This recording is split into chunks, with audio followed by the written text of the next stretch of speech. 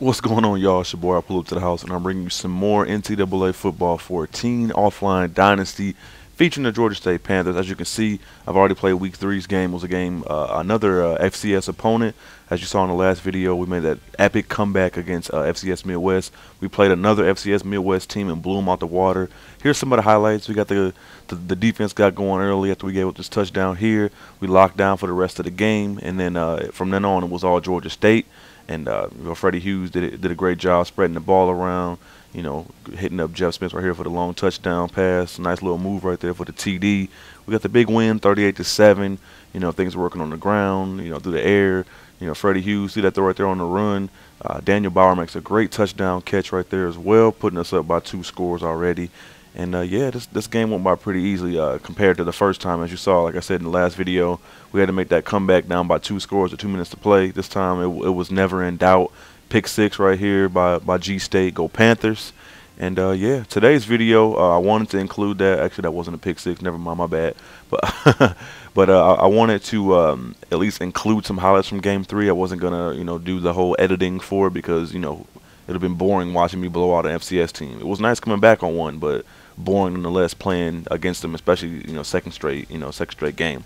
So today we're taking on the University of Alabama, Birmingham, as we're going to take on UAB, the I don't know what they are, the Dragons or the Flame, the something, I don't know. But we're going to play against them, and yeah, see if we can go to 4-0 in the season. We've done a great job. Our defense has looked great at times this year. Our offense has had its struggles. As you saw in the last video, I had to bench my quarterback before going to Justin Royal and then going back to my starter and then finishing the game with Royal because Freddie Hughes got hurt. So hopefully we get things ironed out, and let's get into it. Things start off. It is 2nd and 11 on our first possession at the 49-yard line. We're getting things popping. Great field position already. And Freddie Hughes goes across the middle to Dallas McKinney with a nice catch and run. Looking great. 24 yards to get things started. And 1st and 10, getting onto their side of the field, and it was a nice throw by Freddie Hughes. The defense surprisingly didn't make the interception like they normally do with those linebackers. They get tons of picks, regardless of the difficulty level. Anywho, the drive continues. It's 3rd and 6. We're in the red zone at this point. 3 wide receivers set. Going across the middle is Freddie Hughes going to Daniel Bauer for the 12-yard touchdown, and just like that, Georgia State leads. Got our first touchdown of the day, so things are looking good. 2 minutes in, we're already on the board. Let's go. Now, 2nd and 10, on the ensuing drive from UAB, they run kind of a spread offense. A lot of passing out of the shotgun, as most collegiate teams do. They don't really have a pro-style system. They just kind of go out there and wing it from the shotgun.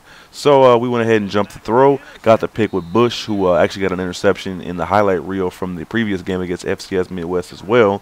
So he's doing a great job. He's making plays and getting us an opportunity to score yet another score and put us up. So let's get it. Now, the quarter's winding down. We got 50 seconds left. 2nd and 11. 3 wide receiver set coming out of the single back formation. And Freddie Hughes on the run like always, doing a great job. Throwing off his back leg and hitting up Daniel Bauer, who gets leveled, but picks up 24 yards, doesn't fumble, and gets us another first down. Let's go. That's what I like to see. Another 1st and 10. We got 40 seconds to go in the first quarter, and we're looking like we're on our way to scoring yet again. So things are looking good. Now, that was actually one of the final plays of the first quarter, but things look good. We got the interception to get us going on defense. The offense appears to be hitting on all cylinders, at least in the passing game. Haven't really had a need to run the ball yet because they can't stop the pass. So here we go, 3rd and 8. The second quarter's just begun. We're in the red zone. The quarter just started, so just under 5 minutes to play. Coming out with 4 wide receivers this time, and almost got picked off right there. Hassan Tucker almost got the interception, but luckily for me, he goes to UAB. And he's not as good as, say, somebody from Alabama or something. So it led to a field goal, and we're up 10-7. The ensuing possession, 3rd and 7, looking to get him off the field again, and he throws well short of the first down. He's probably better off just dropping the ball or something, to be honest. I guess it didn't really matter, but he got his catch, led to nothing, and here comes Georgia State again after a good return and a few first downs. It is 1st and 10 in the red zone pretty much, and we're attacking again, going across the middle this time to Daniel Bauer once more, 16 more yards. He's already got 5 catches for 80 yards, including that touchdown you saw on the first possession. Looking good. A minute and a half to play. We're trying to get a 3-score lead and pretty much put this game out of reach early. We want to make sure that we get ahead and we don't give EA Sports a chance to make a comeback. So here we go. Look at Freddie Hughes on the run on that 1st and 10, and he scores a touchdown, running so fast to the end zone he actually slips over after the fact. It's hilarious, but yeah, 17-0. Freddie Hughes is looking good. He's got a touchdown pass and a touchdown run as well, and we're making the plays we need to in order to get this victory. We want to go to 4-0 and just continue to get wins. We're still not ranked for some reason, but I mean, what can you do? Our schedule doesn't really deserve, it doesn't really afford us a ranking spot yet. So, nothing you can do about that. But look at Freddie Hughes on the run on the next drive that we forced a 3-and-out. We get the ball back, and John Beck gets a 30-yard bomb on the run, thrown across his body from Freddie Hughes. John Beck, as you remember, was the guy who caught that game-winning touchdown against Alabama last year, and he made another great catch there. Now it's 6 seconds to go. Looking to get some more yardage before I get the field goal team out there. And Freddie Hughes is scrambling, throws the ball up the field, hits up Dallas McKinney for a decent amount of yardage to about the 21-yard line. And 2 seconds left on the clock, called the timeout. We're going to get that field goal up, and it is going to be good, giving us a 20-0 lead going into the half. And things, they couldn't be going any better for us. I mean, we wanted touchdowns on every drive, but, what team doesn't want to score every time they get it? 20-0 is a very healthy lead. Our defense is getting after the quarterback, forcing turnovers and getting after the QB and forcing 3-and-outs. So, this game, it's pretty much out of reach already. We got to make sure we stay healthy and we just don't give them any kind of momentum. Now, 2nd and 10, the second half has begun, and they're going to the receiver off one of those little bubble passes, and we actually get the interception. Alexander making a great pick right there, just like he was a receiver for our team or something. Lucas Alexander, number 19, gets an incredible pass. He takes it away from the opposing receiver and gets some yardage as well, setting us up with pretty decent field position. Now, in the very next play, right after the turnover, we're coming out running some a new staple in our offense. Some read option, some play action as well. And look at Freddie Hughes going across to Dallas McKinney once again, who stiff arms his opponent to getting about another 12, 15 more yards on top of the first down after the fact. So Dallas McKinney's got a healthy average, about 23 yards a catch, looking good out there. Georgia State getting the big plays we need, and look at him. He dragged that linebacker a good 12, 15 yards. I guarantee it, getting us to about the 21-yard line. Now it's 3rd and 10.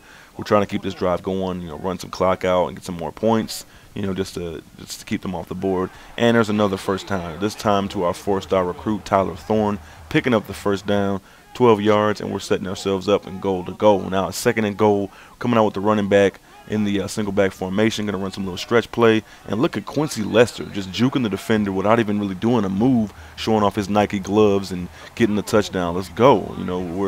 We're doing a great job. It's 27-0. This game is pretty much over. Now it's up to the defense. We're kind of wanting to get that shutout as well. So here we go. It's 1st and 10, or I'm sorry, 2nd and 6 with 1:10 left to go. Pardon me. And big play by the quarterback. Hits up Sheldon Nelson for 31 yards. Getting them their first big play of the day. We did a great job of keeping them contained as far as the big plays are concerned. And they're actually threatening on this particular drive. It's 2nd and goal, and I thought I had the linebacker stopped dead to rights, but he got a nice block from his own, from his guy, and he got the spring into the end zone for the TD. As you see, I'm trying to get the hit stick, and he was blocking one of the other defenders from my team and actually blocked the guy I was rushing with. So touchdowns on the board. The shutout's gone, so now we're looking to get out of this game, unscathed and avoiding any kind of injuries or anything like that. So here comes Freddie Hughes scrambling, but he actually turns the ball over, fumbles. The defender picks it up and falls out of bounds with it. He had possession, and just like that, UAB, they've got some kind of life. Three scores in the next 5 minutes seems pretty improbable, but you really never know. We definitely want to limit the amount of turnovers just because, once the game gets going on the momentum, it's hard to really get it back. But on the very next play, we get the interception. My linebacker, Butler, gets the pick, and he is going to go all the way. Butler was another one of my high recruits. I think he was a 3-star guy. And Corey Butler, number 46, thank you very much for that big play there. We got the interception, the pick 6 looking good. We got the interception earlier as well, so we're forcing turnovers. This is our 3rd forced turnover of the day. And, G-State's looking real good right now. We're going to get this victory and get out of here unscathed pretty much. Nobody got hurt this game, and now it's just under 2 minutes to play. We're wrapping this thing up. 3rd and 10, a last-ditch effort by UAB, and he's going to chuck it up, and it's actually going to fall in there for a touchdown. What a great pass. Will McCollum gets his feet in bounds, and that ball just kind of lofted right in there. It was, can't even hate. Kyle Morrow made a great pass, and it leads to a touchdown. They're still down by 3 scores, but what can you do? You know, can't win them all as far as the position battles, excuse me. But we get the W. We win big time. Quincy Lester and his 2 touchdowns will win the player of the game. I really hope you guys enjoy this series. You know, I'm getting a lot of positive feedback, you know, every time I put a video out. But thanks a lot. I mean, this is your boy. I'll pull up to the house. Be sure to like, you know, comment, subscribe if you're new. And 41-14, we're gonna move to 4-0. Next week is gonna be our first ranked opponent of the season. Finally, thank God. I'm tired of playing kind of inferior opponents as far as my skill level. And yeah, be sure. Let me know what you think. And as always, I appreciate the support. We're almost at 1,400 subscribers. So thanks for everything, guys. Take care. Peace.